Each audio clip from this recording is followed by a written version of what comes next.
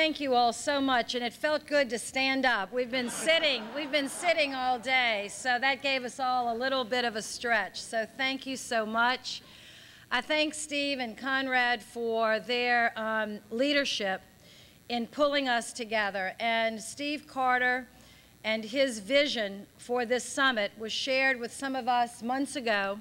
We said that we would be there and that we would stay the whole day, because this is a very important and timely subject. And so as I've walked around the room today, some of you have said, Mary, I can't believe the Senate's in session. Why are you here? So I want to answer that first off. I cannot think of any place more important in the world for us to be right now if we're from Louisiana and care about the kids from our state. And in this room, this is where we are today. And I mean that sincerely. Many of us have been going to meetings on this subject, asking these questions, stretching our minds, stretching our hearts, stretching our understanding of this challenge and how to address it for decades. But today, Steve, represents a tipping point which is important in every major movement that has ever occurred since the beginning of time. And I sense a tipping point in our state on this movement, and that's why we've had 800 people approximately stay all day, and why we have probably one of the most dynamic and extraordinary panel of individuals to speak. And I thank Governor Jindal for giving us his time and his vision, and I want to say how important and impressed I was for his re-election, for him to stand up and say that he wanted to make education reform, particularly K through 12, but also early childhood education, which is a passion that Steve and I and others share, foremost on his agenda. When you're in your second term, you don't have to take on a big challenge. You could coast if you wanted, as a speaker previously said. But to our governor's credit, he's going to take this on. And when I heard him say that, we talked, and I said, I'll work with you as best I can. We may not agree on every point, but I do agree with the governor that there is no greater challenge for our state, and with Joel Klein, there's no greater challenge for our nation. I want to read from a study, and it says, our once unchallenged preeminence in commerce, industry, science, and technological innovation is being overtaken by competitors throughout the world. The educational foundations of our society are presently being eroded by a rising tide of mediocrity that threatens our very future as a nation and as a people. What was unimaginable a generation ago has begun to occur.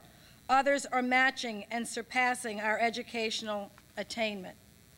If an unfriendly foreign power had attempted to oppose on America the mediocre education performance that exists today, we might well have viewed it as an act of war. As it stands, we have allowed this to happen to ourselves. We have, in effect, been committing an act of unthinking, unilateral education disarmament. What is extraordinary about this quote is it was written in 1983. It was the lead paragraph of a study entitled A Nation at Risk. And we should be proud that one of our leaders, one of the greatest leaders ever born in Louisiana, was asked to serve on this panel, and that is Dr. Norman Francis from Xavier University, who is the longest serving university president in the history of the United States.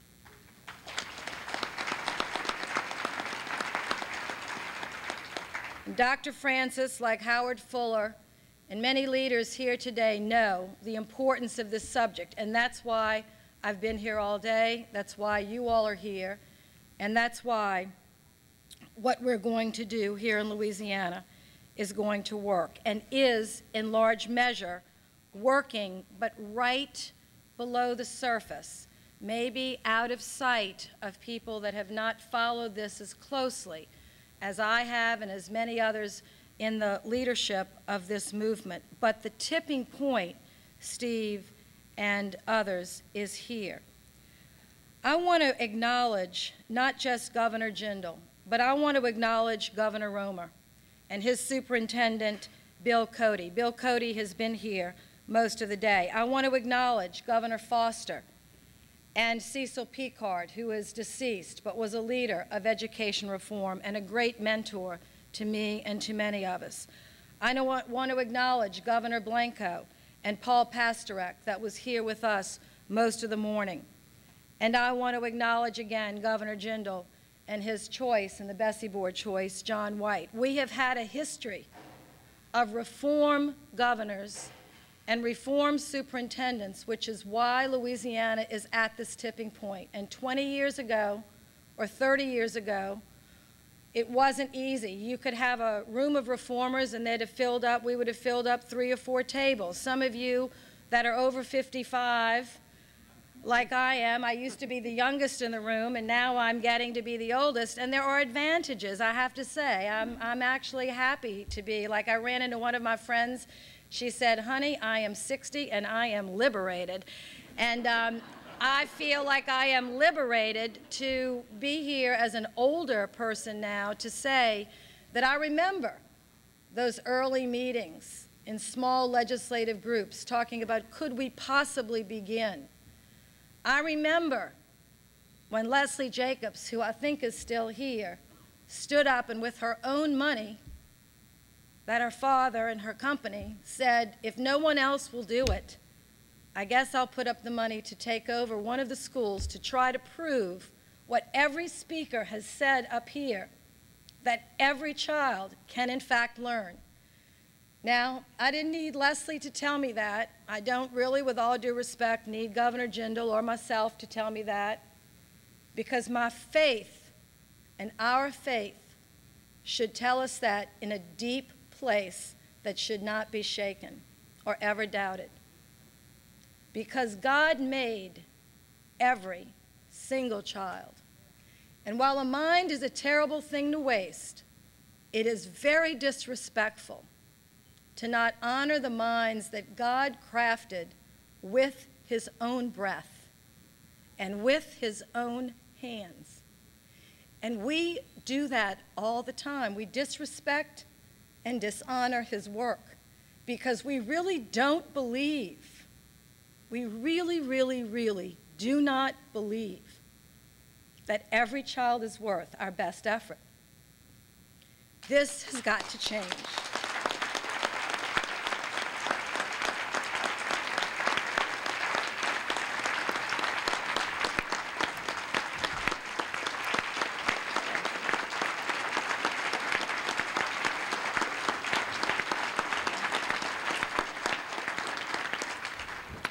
And I know that it has been changing because I've watched you all with just amazement and admiration and such respect, whether it's been people like Doris Vautier, and Doris, you're here, you need to stand up, who lifted the St. Bernard school system literally up on her back and recreated. Doris, where are you? I know she must be here.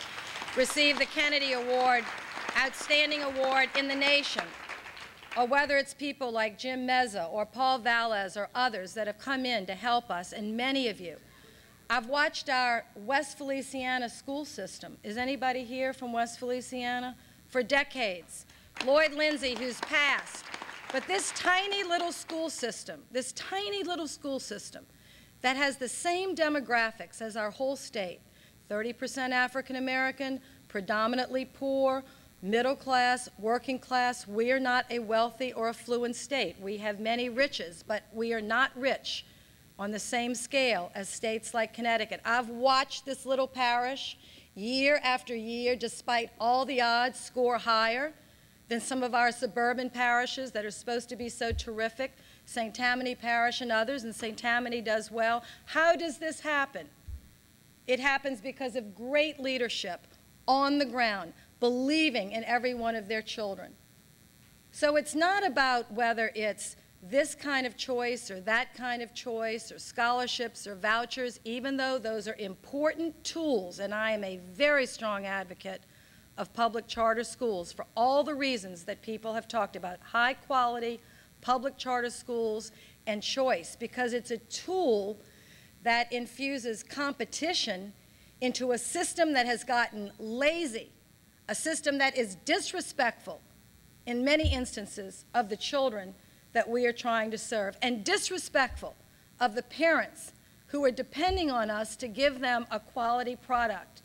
And we have got to think about not one side against the other, but how we move forward together to create in the smallest little districts in Louisiana, whether it's St. Helena or West Feliciana, or whether the largest, like East Baton Rouge and New Orleans and Caddo and Lafayette and Lake Charles, and whether they're in rural areas or urban areas, to believe that we, of all the people on the face of this earth, cannot create schools where children can learn. We have led the world. We've beat fascism. We've beat communism. We've sent people to the moon. We've done things on this earth that no people have ever done before and no people have ever dreamed of doing, and we can't fix a broken public school system? We know how to fix a broken public school system.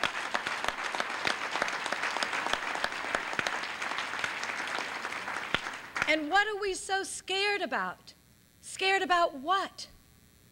Some of us are just shaking in our boots. You know, how can we possibly do this? What are we afraid of? We couldn't be any more afraid of than the status quo.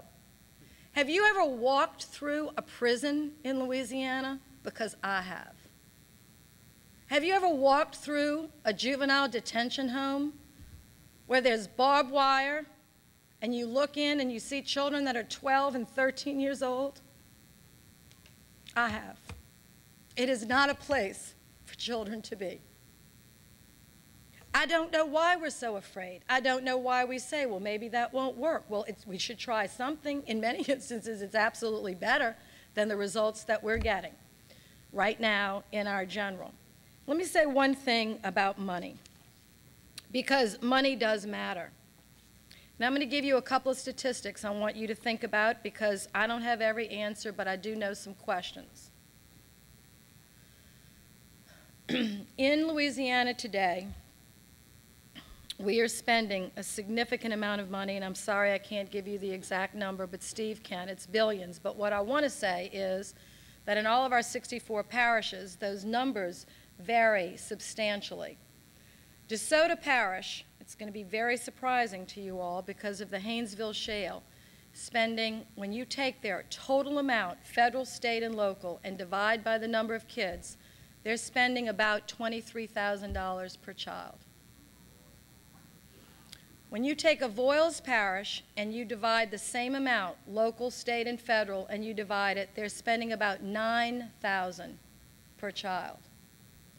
So one of the questions we have to ask ourselves is, how are these funding streams coming down? Is that equitable? When we say and want to believe, and I hear people say it all the time, you know, we're going to give every kid an equal opportunity, but we can't guarantee outcomes. You know what? I agree with that.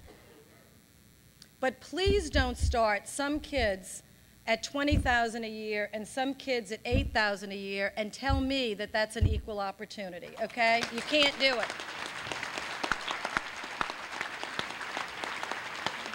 Now, I don't begrudge DeSoto Parish. They're at least smart enough to collect the tax, which is another issue, that the state is not collecting that severance tax, but that's another issue. They're smart enough to collect the severance tax, and they're smart enough to put it in their schools, and there's some folks here from DeSoto, and they could have the finest. I mean, think about it. If you had $23,000 per child, what kind of education system you could have. So let's get some equity in our funding, and we know how to do that. I want to say a word about New Orleans because I'm particularly proud of this. And like some of you who started this movement, I didn't get this passion when I walked into the legislature when I was 23 years old. I got this passion when I was a student at Ursuline, and the Ursuline nuns told me that our motto was serviam, to serve others, and we took that literally, and so we served the community, and they sent me, little did I know, but they said you have to go out and tutor other kids, so they sent me down the street to Howard Public School. Now, I was raised in a Catholic family. I'm one of 9 siblings. My parents had us in 11 years, and I didn't even meet a Protestant until I went to LSU. So I was a little shocked. I had been quite sheltered in my little Catholic schools, so I go down the street and I walked into a school, and even at, let's see, how old was I? Probably 8th grade, so what are you, 13 or 14? Even at 13, 14 years old, I knew something was desperately wrong. I didn't have to ask anyone, I just knew there was the most disorganized, disorderly school I had ever seen in my life. It was one of the only schools I'd ever seen besides my own. I didn't go to a fancy school. It was a Catholic school. It was not fancy. We had no fancy things. We didn't even have air conditioning. But the paint wasn't peeling off the wall. The toilets weren't pulled out from the wall. The children weren't running around. When I sat down to tutor my little child, they didn't really even read at 1st grade level, and my heart broke. And on that day, as a 14-year-old child, I said, if I ever get to a place where I can make a change, I will.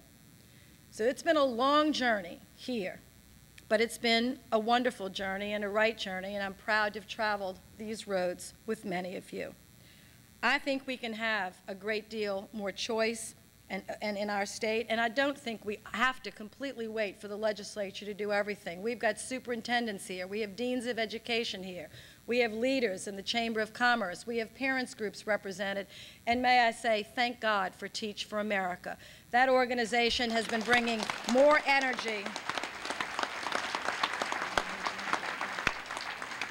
We can empower our principals and teachers now to be able to hire and fire, particularly our principals, to take control of their schools and to be able to do things where they have quality. And let me say one thing about numbers as well, because money does matter. I mentioned that in my equity, but the voucher numbers do matter as well, and I want you to leave thinking about this. The number of children that are below 250% of poverty in our state that are in schools that are C, D, and F is 388,000. The number of private, some religious, but all private, elementary schools right now in the whole state, K through 12, is 88,000. So if every private school had a 10% capacity, so let's say every private school was only filled to 90%, you actually have desks for only 8,800. And you have a population of need of 388,000. So let's just get real about this issue of choice and what it means. I'm all for choice in public charter schools, and I could use vouchers strategically in some circumstances in a phased way. But let's be clear about what the numbers are. This isn't a political consideration. This is a physical facility. Now, can you build new schools? Yes. Can you open them inside of facilities that are already existing quickly? Yes. But there's a capacity to absorb. But can we have choice for parents? Absolutely. Can we open up school boundaries? Absolutely. And the one wonderful thing about Louisiana's system, which is different, let's say, than Houston, which should make this a little bit easier for us, not easy, but easier, is that our parishes pool their money together, right?